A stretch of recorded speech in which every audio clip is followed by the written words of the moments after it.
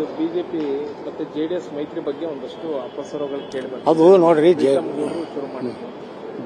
ಅದೇ ಇದು ಇವಂದೇ ಡೈರೆಕ್ಷನ್ ವಿಜೇಂದ್ರ ಒಟ್ಟೆ ಬಿಜೆಪಿ ಜೆಡಿಎಸ್ನವ್ರ ಜೊತೆಗೆ ಹೊಂದಾಣಿಕೆ ಆಗ್ಲಿಕ್ಕೆ ತಯಾರಿಲ್ಲ. ಯಾಕಂದ್ರೆ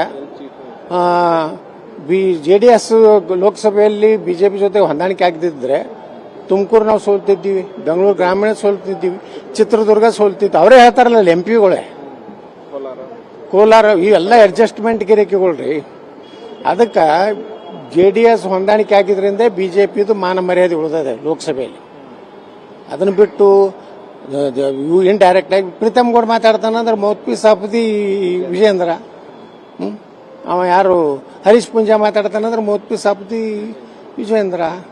ಆ ತಮ್ಮೇಶಗೌಡ ಮಾತಾಡ್ತಾನಂದ್ರೆ ಮೌತ್ ಪೀಸ್. ಅದು ಏನು ಸತ್ಯನೇ ಐತಿ. ಸತ್ಯ ನಾವು ಹೇಳಿದ್ರೆ ವಿವಾದಾತ್ಮಕ ಧಮಕಿ ಕೊಡ್ತಾರೆ ಕೆಲ ಮಂದಿ. ಏನಾರ ನಮ್ಮ ಅಧ್ಯಕ್ಷ ಯಾವ ತಾಕತ್ತೈದು ಬಿಜಾಮ್ನ ಬಾತ್ ಹೇಳ್ರಿ, ಏನೋ ಪ್ರತಿಭಟನೆ ಮಾಡ್ತಂತ ಅವನೋ ಬಲೋಫರ್ ಕೊಟ್ಟಾನೆ. ಇಂಥ ನನ್ನ ಮಕ್ಕಳಿಗೆ ಹಂಚಿ ನಾನು ರಾಜಕಾರಣ ಮಾಡ್ತಾ ಇಲ್ಲ.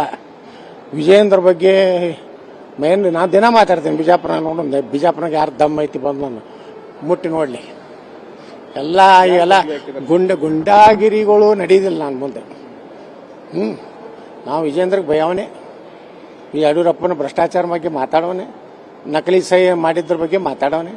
ಯಾವ ತಾಕತ್ತೈದು ನಾನು ತರ್ಬೋದು ಕರ್ನಾಟಕದ ನೋಡ್ತೇನೆ.